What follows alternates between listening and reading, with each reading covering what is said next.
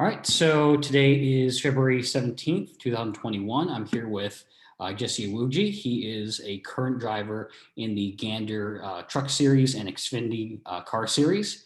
And we're going to be talking a little bit about his naval service and in connection to motorsports and his career there.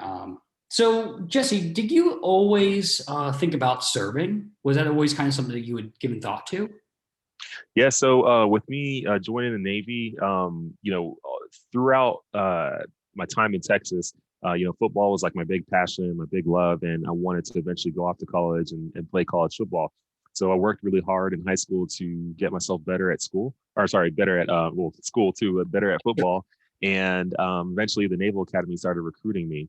And when the Naval Academy started recruiting me, I just looked at it as a great opportunity to go to a really good school, get a great education, play football for a great team, and then when I graduate, be able to serve as an officer in the United States Navy. So that's basically my first time I started looking into service in the Navy. And it was a great opportunity, really big one, and one that would help, set me up for success in life, no matter what direction I wanted to go from there. And that's really what got me in the Navy was football. Football directed me to the Naval Academy, and from the Naval Academy onto the Navy as a service warfare officer. Hmm. And when did you start playing football? Started playing football in seventh grade, 1999. So seventh grade in Texas. I started playing for our middle school team. I played in seventh and eighth grade all through high school. Got better and better each year. And then by the end of my junior year, going into my senior year, I started having different schools starting to reach out to me and wanting to recruit me. Some were Division 1A, some were Division 1 AA. I guess now they call it FCS or FBS or whatever they call it now. But yeah, I had this big goal to go off to college and play college football. Hmm. And of course, high school football in Texas is, something else as far as I understand. Yeah, high school football in Texas is huge. Mhm. There's games in Texas that have 30, 40, 50,000 people in attendance. I believe the largest crowd ever for a high school game in Texas was almost 60,000 people. Wow. It's crazy. And I went to University of Florida, so we know some good football, but yeah, high school, yeah, not it's hasn't I guess made its way east as much. But so how were you introduced to motorsports? So my introduction to motorsports was originally really when I was at the Naval Academy. I started, doing a lot of research through YouTube on cars and racing while I was there. And then once I graduated from the Naval Academy and I went off to become a surface warfare officer, my first station was San Diego. And when I got there, I had bought a Dodge Challenger, and I used to take it to the drag strip just on my off weekends and drag race with it there. And then eventually, a couple years later, I bought a Corvette that I would take to road course tracks near me and do track days. And that right there was really my whole intro to motorsports and going fast around a track. That's what began growing this passion I have now for racing, and that's what led me towards believing that I could become a professional race car driver. And I knew it wasn't going to be easy, but I knew that I could definitely achieve this goal as long as I, stayed strong enough long enough. Mhm. So you hadn't raced like in any amateur series up to that point. It just was pretty spontaneous, or Yeah, it was pretty spontaneous. I never raced in any amateur series prior to that.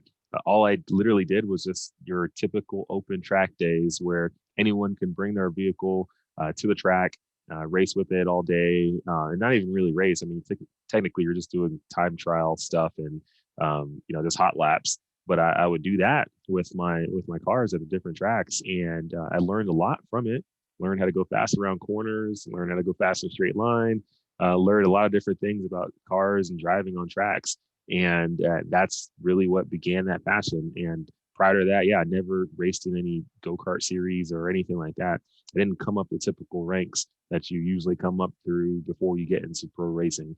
I just had a later start and decided to kind of jump all the way in.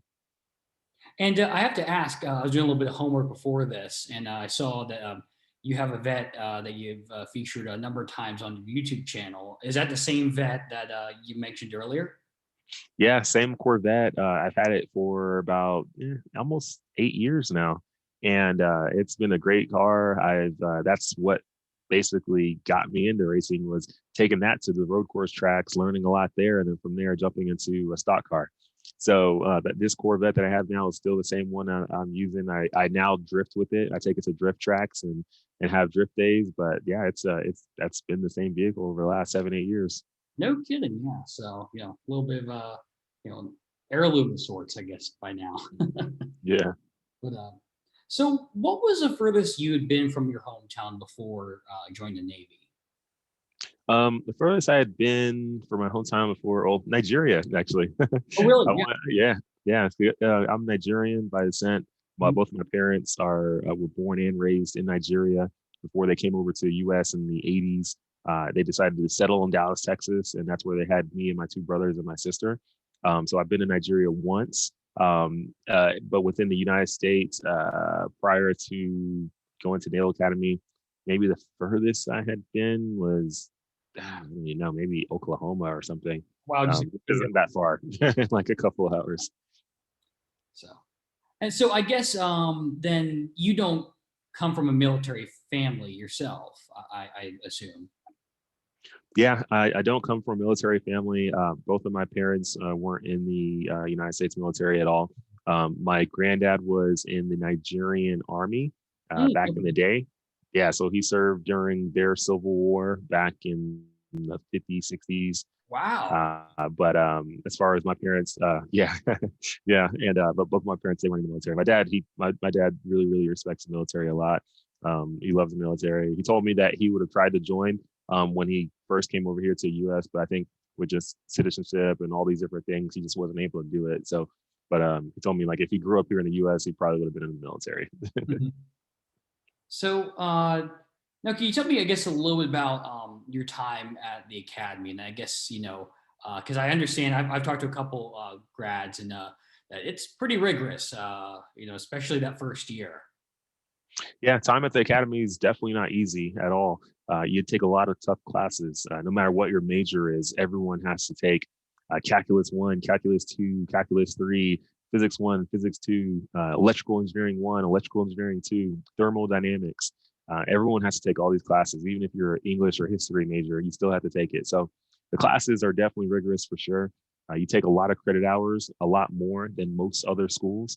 So, throughout my time at the academy, we were typically 18 to 22 credit hours every single semester. And that was just the normal thing.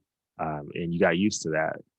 Your classes, the professors demand a lot of you in these classes with all the lab work you have to do, all the projects, all the homework, everything. It's a lot. And then balancing that with playing football and all the other military things you have to do at the school makes for a very tough Four years. But when you get through it, you're definitely a lot better than where you were when you started. Mhm. And so, did you find that since around this time you were, getting into, motorsports in the sense, going to tracks and everything? I mean, did a lot of those classes? I imagine they really helped with kind of that developing that and kind of understanding, just how cars worked and how to make them go fast. And Yeah, I think with all the classes we took at the Naval Academy, it definitely helped me have a little bit better background as far as the physics and the dynamics between in motorsports. A lot of things do translate over from what I learned in school to what I'm doing on a track. Understanding the engineering aspect of it, the technical aspect, even just math. I mean, math is huge when it comes to racing and motorsports and a lot of things we do in life. But everything I did learn at the academy, a lot of stuff has applied now. But the biggest thing I think I learned at the academy, which is helping me now, is just the ability to, have a problem and be resourceful enough to find the solutions towards it, or put together the right people to help find the solution. And I learned that at the Naval Academy by learning how to, problem solve and critically think. I think that's what undergrad is all about: is learning how to problem solve and critically think. You're not going to retain all the material that you learned in all those classes, but what you can retain and what you can learn and what you can really better yourself in is just being a critical thinker who can problem solve. And if you can't figure it out, put together the right group of people to make it happen. When you learn that, you can do a lot of things in life. Mhm. And so I understand that you deployed to Bahrain with MCM Crew Exultant. Can you tell us a little bit about that deployment? Obviously, as much as you're able to. I know, Yeah. they got to keep things, under wraps, in the military. So. Yeah, so my first deployment spent most of that time in Bahrain with our a minesweeper that we were on. So I was with MCM Crew Exultant, which is one of the minesweeper crews, at least at that time. I think now they don't have the crews anymore. They just have one single crew on each ship. But back then we did rotational crews where we would fly a whole crew for a ship out to Bahrain, and we'd swap with that crew, and that other crew would fly back. So we at that time that was the thing to do. Now they don't do that anymore, at least I don't think. But yeah, I was on that Minesweeper. Spent 10 months out there. Did a lot of different exercises out there with a lot of different foreign navies. We trained a lot. Learned a lot about mine warfare and how important it is. Spent 10 months out there. And then my next deployment, I was on another ship. I was on an amphib. And on that amphib was a lot bigger ship with a lot more people. I believe we had almost 800 folks on board, whereas on the Minesweeper we had like 80. So a lot bigger ship. But went on deployment with them in 2014 and spent about 5 months out in the Arabian Gulf sailing around. I think we hit Bahrain like maybe once or twice during that time, but great deployment also. Mhm. And I understand that in 2012, on that first deployment to Bahrain, around that time there were sizable protests in the country. Did that affect your deployment at all, in any way, or? Yeah, there was a lot of protest. It affected our deployment a lot because usually when we're done with work for the day and you get to go over to the base to go, grab food or work out or do whatever you need to do. Along the way, you have to go through the city. And going through the city there, I forget what the city name was again, but going through that city, there was always protests happening. And there's some days we weren't allowed to leave the ship. There's some days where if we left the ship, we just have to stay away from particular areas. They always told us, don't go here, don't go there. There's all these different things, but yeah, there was a lot of protesting going on because there was, just I guess an issue with some of the people and the government, and they didn't like the government and whatever was going on. But I don't believe anyone got hurt, at least on the U.S. side of things. But I got to witness a few crazy instances where I was like, I definitely don't need to go down that street. Right. Steer clear. Yeah. Yeah. So let's see. And of course, yeah, you mentioned about the amphib, the USS Comstock, if I'm not mistaken, right? That was the amphib I was on, USS Comstock. Yep. Mhm. And could you tell me a little bit about, again, as much as you can, that deployment? And I guess you said 14, 15, right? 2014, I left that ship at the end of 2014. I believe they were done with their deployment sometime in the beginning of 2015. But yeah, that was a good one. Spent most of that deployment on the ship. So on the Minesweeper, we were mainly land based. We'd go out for a few weeks at a time, come back. Whereas on the amphib, it was pretty sustainable. We could be out for way longer periods. So I spent a lot of time on the water, but luckily it was a big ship, so we had plenty of space. We had I think we had like 3 gyms on that ship. So I got to work out a lot, and it's very hot in the Arabian Gulf, especially during that time.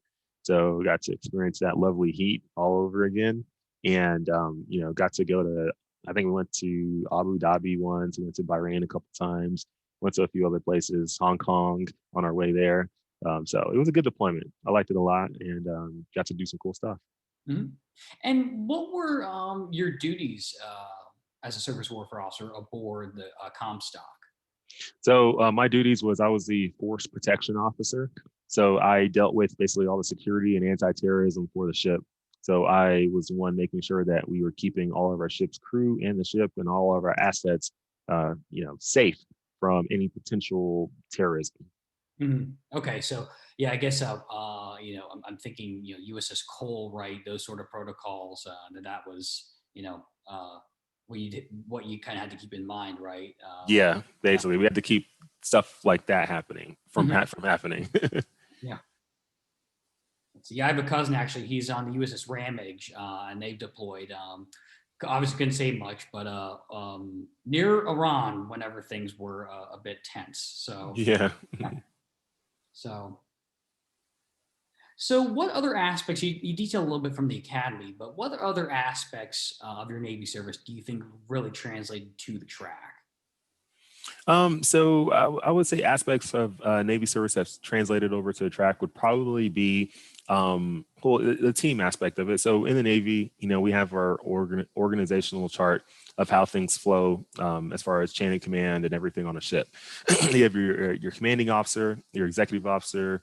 You have your department heads, your division officers, your chiefs, all that stuff. It's similar in racing. On a team, you got your team owner, you got your crew chief, your lead engineers, your pit crew members, and all these folks are all part of the team, but they all have to come together and communicate properly in order to execute the mission. And that's the same thing on the ship. So being able to kind of understand how that works and how the flow is and who needs to talk to who at what times and what needs to flow where, understanding that helps you have a successful team. And not everyone's able to do that.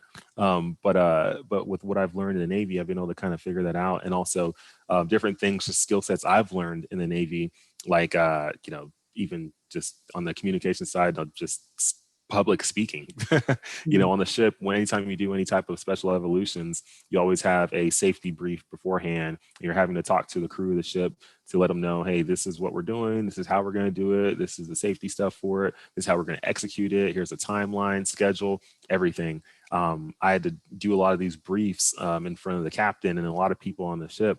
And, that helped you really learn how to handle that kind of pressure and stress, because it can be a little stressful knowing that, hey, everyone's looking up to you to give them the right information, because if you give them bad information, someone could do the wrong thing, get hurt, maybe even die. There's so much on the line. So doing that in that space makes it a lot easier for me to come to the civilian sector and all of a sudden, doing a normal public speaking engagement. It just makes it simple because I know no one's life is on the line. Right. Yeah, the stakes are a little bit different. Yeah. So now, on that note, I mean, when you did move professionally into stock car racing, what were some of the surprises or biggest culture shocks for you? I would say biggest culture shocks. Um, I wouldn't say I had a lot of culture shocks. I mean, there was things I already just kind of knew going into it. I knew I was going to be different. There wasn't any other military folks who were racing, who were like, at that time I was still active duty, but who were active duty in the Navy, racing in NASCAR or trying to work their way up the ranks. There really wasn't anyone else that I knew of. They're minorities. There wasn't a lot of them out there at all. It's very, very few. All that together, I would say maybe I wouldn't say it wasn't a shock because I knew what it was going into it. It wasn't like I didn't expect that, there's going to be a ton of Black people or Hispanic or Asian or females racing. I knew there was going to be a lot of military folks racing. I was going to be very different. So I knew that going in. But I knew that that was going to be my strength, like knowing that I was going to be the different one, the unique one. Maybe that was going to be able to help me really progress, because it wasn't just going to be like everybody else. I was going to have a different story and a different attitude and a different view of everything. Mhm. And as far as, I mean, I know you were recently promoted, or relative recently promoted to lieutenant commander. So how do you balance? Again, I know it's different in the reserves as opposed to active duty, but you know, how do you balance, Navy, those naval obligations and racing? Yeah, so balancing the Navy and racing, it is it's a big time commitment on both sides of things. But I jumping into this whole thing, I knew that I was going to be going after a really big goal and a really big dream, and I knew with that I was going to have to dig very deep. I know that in building a skyscraper, the higher you want to go, the deeper you're going to have to dig. So I knew that the skyscraper was going to be huge, it was going to be tall, and I was going to have to dig ridiculously deep to get there. So, as far as like having all the personal time to myself and all that stuff, I knew that stuff was not going to be there anymore. I knew that I'd have a lot of 16, 17, 18, 19-hour days all the time, year after year. I knew this was going to be part of it, but by being organized and organizing my day, where I knew, okay, these amount of hours in a day is focused towards Navy stuff. This amount of hours is focused towards my business. This amount of hours is focused towards racing, physical fitness. I would break up my days like that, and that's how I've been able to keep everything organized in a way where I can manage everything I'm doing and be able to do all the stuff I'm doing now. And I knew that, eventually as I was going to grow in the ranks of NASCAR, that eventually active duty wasn't going to work anymore. So I needed to go to the reserves. I didn't want to leave the Navy completely. I like the Navy, I like serving, but I wanted to still be part of it. I just needed to do it in a different capacity. And being in the reserves definitely helped me have a little bit better balance where I could still be part of the Navy, not full time, but at least still be part of it. Then also at the same time to pursue my goals and dreams in NASCAR. Mhm. And let's see. I guess I'll close with this one here. So another driver we plan to include in the exhibit is Wendell Scott, who Mhm. actually served in the segregated Union in World War II. Um, if as a fellow driver and a veteran, if he was here today, what would you say to him or ask him? I would probably ask him. Probably wouldn't tell him anything. I would probably ask him, but I would just really just. I mean, I know there's a lot of videos and documentaries on his story, but I would just really like to kind of learn deep down, like, hey, like, what really was it like? I know what the videos want to say, but they don't always give you everything. Like, what, I mean, how did you make this happen? Like, what pushed you? What drove you? Like, how did you even find your way into a race car? Like, how did that, like, what did you do to train, like, get better? Like, going, like, nowadays we have racing simulators where if I haven't been to a track, I can jump on a racing simulator at home and practice a particular track. So when I get there, I kind of know the lay of the land. But you didn't have that. What did you do? Like all these questions I just would love to ask him on his story, his journey, and what he did to be successful. I would love to learn that. Mhm. And as far as looking ahead, what's next for you? For me, next is moving up the ranks of NASCAR. I want to eventually get to the Cup Series. I've been able to race in the Truck Series and Xfinity Series. I still have a ways to go of learning and getting more experience in both of those series. But the next goal is a Cup Series. I want to get there. I want to race there full time and eventually have my own team and eventually be super competitive and eventually, God willing, win a championship. That's what I want to do. And I know it takes time, takes a lot of effort, a lot of grind, but I think it's all possible. Mhm. Well, I think that's a good note to end on here. Let me just go ahead and stop the recording.